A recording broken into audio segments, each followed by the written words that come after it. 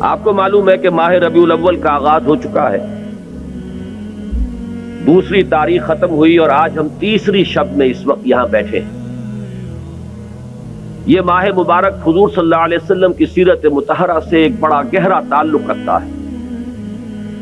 حضور کی ولادت باسعادت بھی اسی ماہ مبارک میں ہوئی، اگرچہ تاریخ کے بارے میں اختلاف ہے۔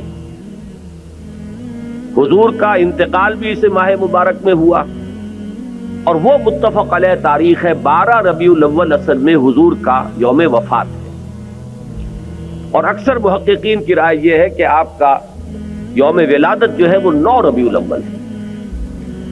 یہی وجہ ہے کہ مجھے یاد ہے کہ ہمارے بچپن میں اس دن کو جو لوگ کچھ تھوڑا بہت مناتے بھی تھے تو 12 وفات کے نام سے در حقیقت یہ نام یاد کیا جاتا تھا۔ حضور صلی اللہ علیہ وسلم کی وفات کا دن ہے، کچھ کھانا پکا کر کچھ غریبوں کو مساکین کو کھلانا، یہ در حقیقت چیز تھی کہ جو اب ہوتے ہوتے اس نے بہت ہی ایک دوسری صورت اختیار کر لی ہے۔ اب یہ ایک جشن بن گیا ہے اور ایک عید کا سا سما، بلکہ واقعہ یہ ہے کہ جو اصل 2 عیدیں ہیں وہ کہیں پیچھے چلی گئی ہیں، اور یہ جو 2 عیدیں ہم نے ایجاد کی ہیں، ایک عید میلاد النبی اور ایک عید استقلال، اگر ہم جائزہ لیں تو شاید یہ 2 جو ہے یہ زیادہ فور گراؤنڈ میں آ چکی ہیں۔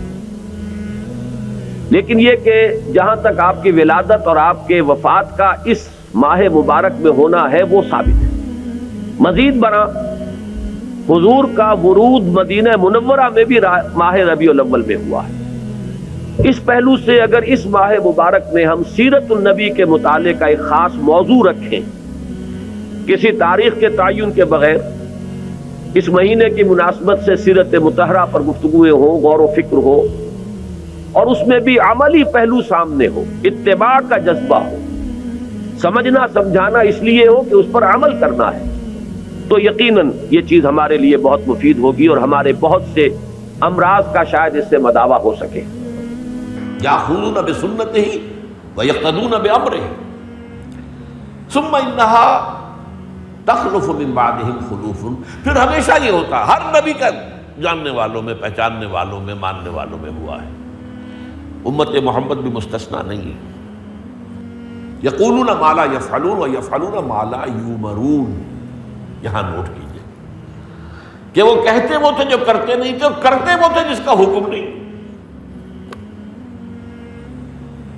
عید میلاد النبی کیا حضور کا حکم ہے؟ کیا اس کا کوئی ثبوت صحابہ سے ہے؟ کیا ہم صحابہ کے مقابلے میں حضور سے زیادہ محبت کرتے ہیں؟ لیکن تھا کوئی معاملہ ما لا یؤمرون، جس چیز کا حکم ہوا نہیں اس پر عمل ہو رہا۔ یہ ہے در حقیقت رسم پرستی، اور رسم کے اندر پھر اضافہ ہوتے چلا جاتا، اس پر ردے پر چڑھتے چلے جانا جو ہے، یہ دوسرا سبب ہے۔ اور اس کا ایک نتیجہ جو نکلتا ہے وہ اسی پر بات ختم کروں گا، اگرچہ ایک اور حدیث جو ہے اس موضوع پر بہت اہم ہے۔ نتیجہ کیا نکلتا ہے؟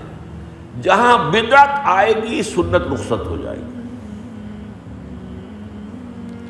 اب نماز جنازہ کی وہ اہمیت نہیں ہوگی، نہ نماز جنازہ یاد کرنی ہے، نہ دعا یاد کرنی ہے، کچھ پتہ نہیں، جا کے کھڑے ہو گئے ہیں، وضو بھی ہے کہ نہیں ہے، لیکن قرآن خوانی میں تو جانا ہی جانا۔ یہ کیوں ہوتا ہے؟ ورنہ یہ کہ نماز کی اہمیت ہوتی، نماز جنازہ کی، آپ اگرچہ عربی نہیں آتی لیکن ترجمہ تو اس دعا کا یاد کر لینا کوئی مشکل کام نہیں ہے، تاکہ کھڑے ہوں دل سے دعا مانگے،